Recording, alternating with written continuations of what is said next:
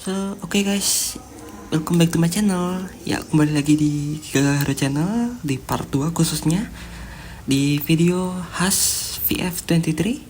Jadi setelah part sebelumnya kita sudah membahas, gue sudah membahas khas ini secara aerodinamika, secara garis besar. Dan di bagian belakang sini, di part 2 sini gue akan bahas bagian belakang dan bagian detail pada setpot. So, di bagian part pertama gue sudah membahas tentang pada bagian depan dan samping. Kalian bisa cek videonya di video sebelum ini di part 1. Dan di part 2 sini gue akan bahas khusus untuk bagian belakang dan bagian setpot sampingnya ya. Dan oke, kita langsung masuk saja di bagian belakang sini. Untuk bagian belakang, khas mempunyai bagian belakang seperti ini. Ya, intinya sama juga dengan tim lain. Di belakang sini dia terdapat rear wing, beam wing, dan knalpot, dan diffuser ya. Di bagian aerodinamika triple aerodinamika di bagian belakang sini ada rear wing, beam wing, dan diffuser. Oke. Secara keseluruhan seperti ini bentuknya. Dan untuk geometri rear wing ya seperti ini. Gua akan mungkin pindah ke foto lain. Oke. Ini terdapat rear wingnya ya. Dilihat dari depan seperti ini. Oke, lihat dari depan seperti ini bentuknya. Di bagian rear wingnya ini geometrinya bentuknya mirip seperti Ferrari, karena memang khas ini di video lalu gue sudah bahas kenapa khas ini memiliki geometri atau bentuk desain mobil yang kurang lebih mirip-mirip dengan Ferrari. Kalian bisa cek videonya kenapa khas ini bisa mirip di video part sebelumnya di part 1. Oke, ini terdapat rear wingnya ya, bentuknya seperti ini dia. Nah, dengan bagian main plane-nya di sini, ini bagian main plane dan ini bagian end plate, dengan di sini pemisah flaps DRS-nya ya. Di sini flaps DRS-nya seperti ini. Oke. Seperti itu. Dan geometri ini dia melengkung seperti ini, dengan bagian area sini yang lebih rendah ketimbang bagian sampingnya. Ini mengisyaratkan khas ingin menerima angin ya, mungkin menerima angin dengan lebih banyak pada bagian tengah sini, menerima angin bagian sini. Dan bagian sini terdapat DRS. Jadi ketika DRS ini terbuka, airflow akan diteruskan ke bagian belakang mobil seperti ini.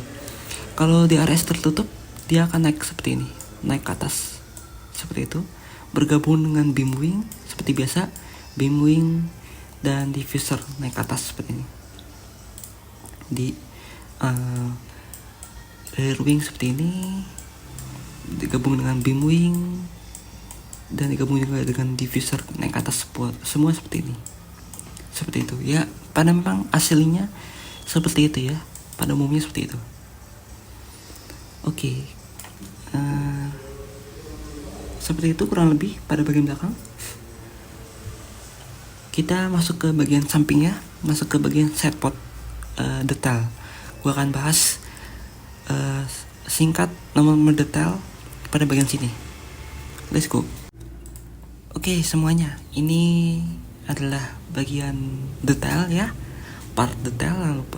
Dan di sini gue akan bahas fokus untuk bahas tentang setpot mereka dengan konsep setpot kolam khas Ferrari yang sangat mirip, 95% sangat mirip dengan konsep mereka di Ferrari. Dan ya, tentu kalau mirip seperti itu tidak ada bedanya sangat signifikan ya. Perbedaannya cukup sedikit antara Ferrari dengan Haas. Bahkan setiap kelemahan yang ada di Ferrari, yang selama dia memakai konsep kolam itu pun terjiplak atau sama ada pada Haas ya. Jadi masalah Ferrari yang utama itu adalah degradasi ban dan tidak konsistennya downforce yang tersalurkan di mobil. Itu pun sama yang ada di Haas, yaitu degradasi ban yang sangat tinggi dan konsistensi downforce yang kurang optimal, kurang distribusinya dengan baik di mobil. Dan ya, selama konsep sama, masalah pun juga mirip-mirip seperti itu. Oke, kita masuk ke detail ya. Di bagian detail sini gue akan highlight bagian utamanya. Highlight bagian utama di setpot ini adalah bentuk geometrinya seperti ini. Di bagian samping gue sudah bahas geometrinya. Jadi geometri utama pada bagian setpot Haas ini adalah seperti ini. Ini dia inlet setpot. Dia terdapat undercut di bagian sini. Dia melengkung ke bawah seperti ini, melengkung ke bawah, dan ini setpot bentuk mereka seperti ini. Di sini terdapat area undercut yang ya kurang lebih tidak cukup besar sebenarnya ya. Di sini dia terdapat undercut. Di sini sebentar. Di sini terdapat undercut. Di sini undercut, dan di sini inlet setpotnya. Oke, gue akan bahas singkat dulu untuk inlet setpotnya ya, karena inlet setpotnya ini bentuknya agak sedikit unik ya. Bila kita lihat di sini, sebentar gue akan perjelas dulu. Di bagian inlet setpotnya ini, dia bentuknya seperti ini. Nah, bagian ini, jadi dia terdapat panjang yang berbeda antara bagian atas sini dengan bagian bawah sini di bagian mulut bibir inlet setpot ya. Jadi terdapat area yang sedikit lebih pendek ketimbang yang area sini, di mana dimaksudkan bentuk seperti ini dimaksudkan untuk ketika airflow yang tidak masuk. Jadi kan airflow di sini kan menerima airflow dari depan sini ya, yang masuk ke dalam inlet setpot, dan ada juga yang tidak masuk ke dalam inlet setpot, yaitu masuk ke area undercut dan area atas setpot. Nah, yang tidak masuk ke area setpot di bagian inlet setpot ini, yang pada bagian bawah, dia akan diteruskan ke bagian bawah sini. Jadi area yang angin yang tidak masuk ke inlet setpot akan diteruskan ke bagian bawah sini, ke area bagian bawah sini, dan bagian atas sini dia akan diteruskan ke bagian atas setpot sini. Dia akan diteruskan ke area pinggir-pinggir setpot sini. Nah, ketika bagian atas tersebut tidak masuk ke area ke area atas setpot, dia akan masuk ke bawah setpot sini. Nah, seperti itu. Tapi perlu dijaga ketika angin yang bocor ke bawah sini, angin yang akan bocor yang tidak masuk ke atas sini, dia akan bocor ke bagian bawah sini. Nah, untuk mengantisipasinya agar aliran airflow yang ada di bawah undercut sini lebih rapi, tidak terganggu airflow-nya, maka bagian bawah sini dia harus dipanjangkan. Di bagian bawah mulut bibir inlet setpot harus dipanjangkan, karena untuk mengantisipasi airflow yang tumpah atau yang tidak masuk ke area atas sini, tapi dia akan masuk ke area ke area inlet setpot seperti ini. Jadi dia tidak bocor ke bawah sehingga mengganggu airflow undercut, tapi dia akan diteruskan masuk ke area inlet set pot seperti itu. Jadi fungsinya bibir set pot yang lebih panjang seperti ini untuk itu, menjaga airflow yang tumpah yang dari atas set pot ini tidak langsung masuk ke bawah sini seperti itu. Oke, itu untuk set pot inletnya. Dan di bagian ini gua akan highlight seperti ini sedikit. Di bagian leading edge floor dia berbentuk seperti ini. Ini hal baru ya yang kita lihat. Ini hal baru yang ada di Haas. Dia terdapat ini area undercut dan floor ya, bagian floor leading edge. Dia terdapat perbedaan kontur, perbedaan ketinggian antara area sini dengan area yang sini. Jadi dia ada terdapat perbedaan kontur di sini. Nah, seperti itu. Ini cukup baru dan masih tidak diketahui apa maksudnya Haas untuk membuat seperti ini.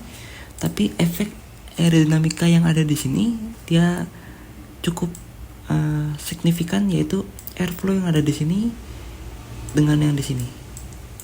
Ya perbedaan kontur saja sih sebenarnya. Jadi ada yang lebih tinggi di atas dan ada yang lebih rendah di bawah seperti itu. Dia akan mengalirkan ke area floor bawah seperti itu. Oke, secara geometri setpot kolam khas Ferrari dan Haas ini, yaitu mereka mempunyai geometri bukan downwash, yaitu kolam dengan bentuk geometri inwash seperti ini ya. Jadi mereka mengarahkan mobil ke arah dalam seperti ini, mengarahkan inwash ke dalam seperti ini, bukan area downwash ke bawah seperti ini ya. Jadi bukan downwash ke bawah seperti ini, bukan. Mereka mengadopsi konsep dengan inwash bukan downwash, dengan memfokuskan titik berat airflow ke area tengah mobil seperti ini, ke area engine cover seperti ini, seperti itu. Dan ya seperti itu. Dan di bagian sini sebentar gue akan cari gambar yang lebih jelas lagi. Di bagian atas setpot dia terdapat lower exit atau exit radiator ya, exit radiator yang sangat mirip dengan Ferrari, sehingga airflow yang mengalir di atas setpot sini dia akan mengalir ke atas sini, dia akan membuang airflow, menyapu airflow panas yang ada di lower exit di sini. Jadi airflow dingin bersatu dengan panas di sini yang ada di atas setpot, dan mereka menyapunya ke arah tengah setpot, ke arah tengah mobil, bukan ke arah coke bottle ya.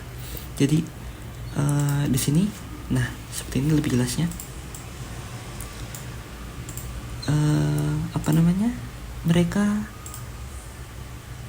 membuat airflow tersebut ke arah tengah mobil seperti ini, bukan ke arah bawah, bukan. Jadi airflow di bawah sini sendiri, atas juga sendiri, seperti itu.